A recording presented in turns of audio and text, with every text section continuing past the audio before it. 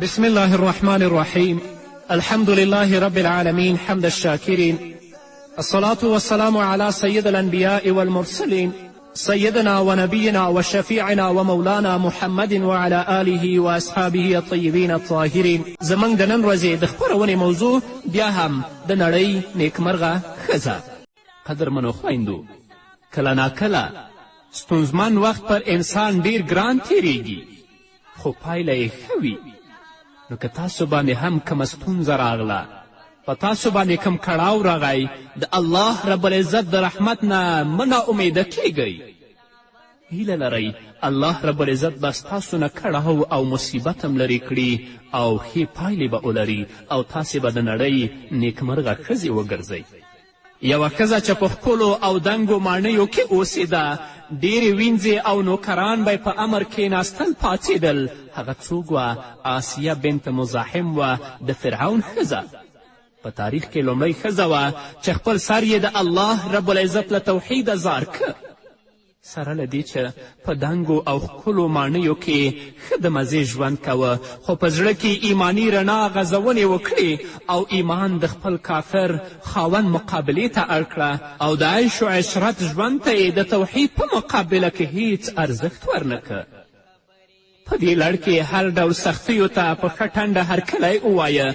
همدا لامل و چې الله رب العزت په قرآن کریم کې یادونه وکړه او د ټول انسانیت لپاره د مسلمانې بیلګه وګرځوله او د ښځو هغه عذر پې ختم که چې د قیامت په ورځ به ووایي چې الله زما خاوند زه دینداري ته نه پرېښودم، هغه ظالم و. نو الله به ورته ووایي چې آیا ستا خاوند تر فرعون ډیر ظالم و او پر تا یې تر آسیې هم ډیر تیری کوه؟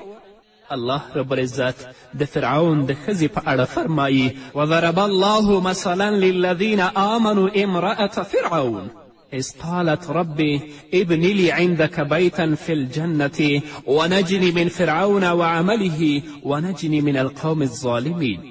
او د مؤمنانو په باب الله رب العزت د فرعون د ښځې مثال وړاندې کوي، کله چې هغې دعا وکړه چې ای زما ربه، زما لپاره له خپل ځان سره په جنت کې یو کور جوړ کړه او ما د فرعون او د هغه له عمل نه وژغوره او له ظالم قوم نه ما ته نجات راکړه.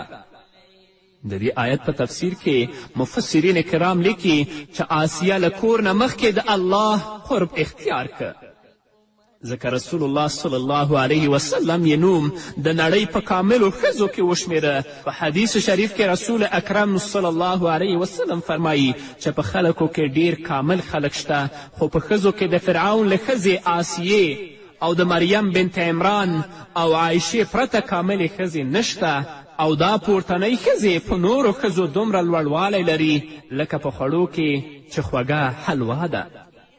نو ګرانې خورې، ته هم د دنیا په عیش و عشرت باندې مه دوکه کیږه. راشه د الله رب العزت اوامرو ته غاړه کیده. د رسول اکرم صلی الله علیه وسلم ویناوې په خلاصو غوږونو واوره چې په نړۍ کې نیکمرغه ښځه شي.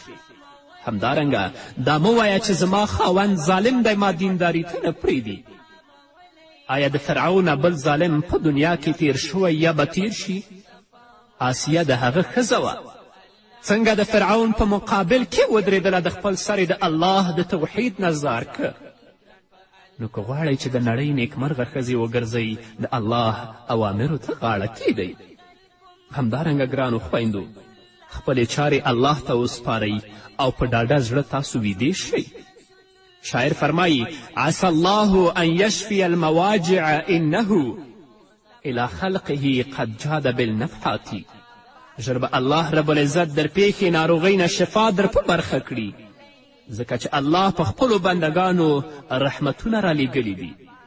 هغه ټولې ښځې چې د الله پر تقدیر خوښې دي له هر لورې په غشو ویشتل شوې دي، د بچیو مور و پلار او خپلو خپلوانو بیلتانه ځپلي، خو بیا هم غمونو یې زړونو ته لار نه ده کړې او نه یې له سترګو کومه اوښکې راتویې شوې، نو د داسې مؤمنو ښځو لپاره زیری دی چې الله به یې ټولې ستونزې هوارې کړي او د اورپېښ مصیبت له امله به یې الله رب العزت درجې لوړې کړي، لکه چې الله فرمایي واستعینوا بالصبر والصلاة وانها لکبیرة الا علی الخاشعین.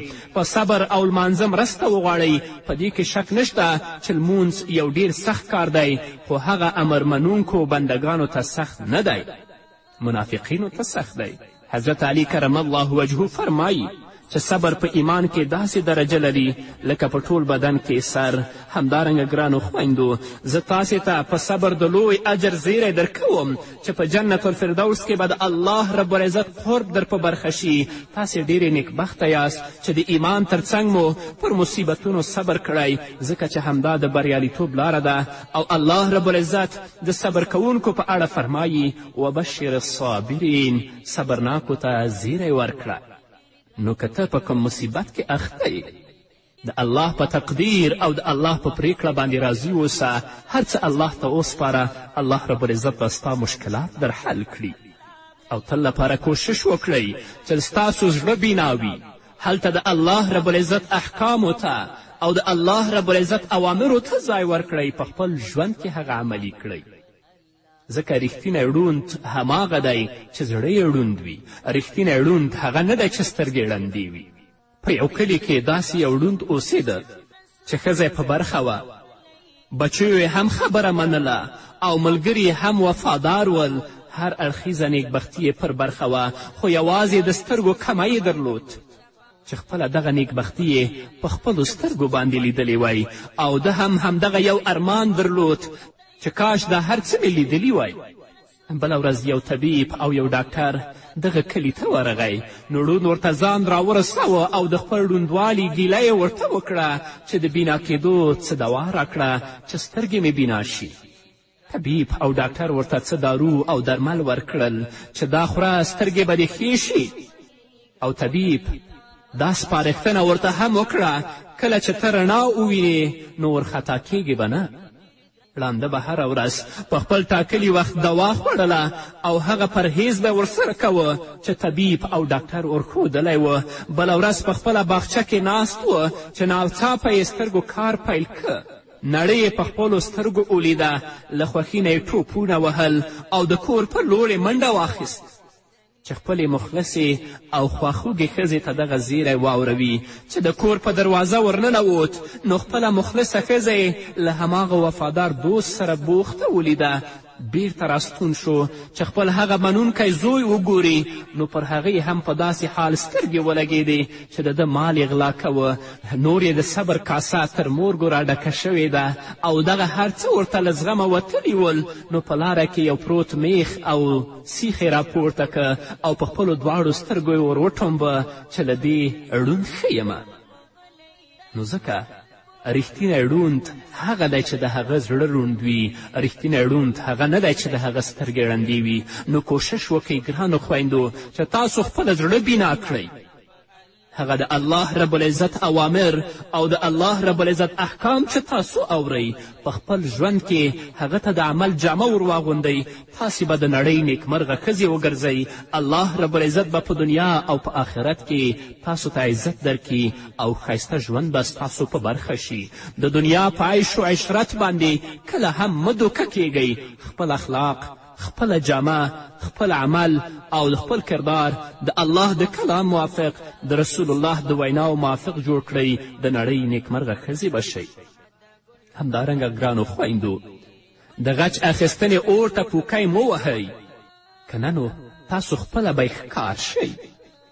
ځینې خلک داسې وي که څوک ورسره بد کوي نو دوی یې پر بدو سترګې پټوي.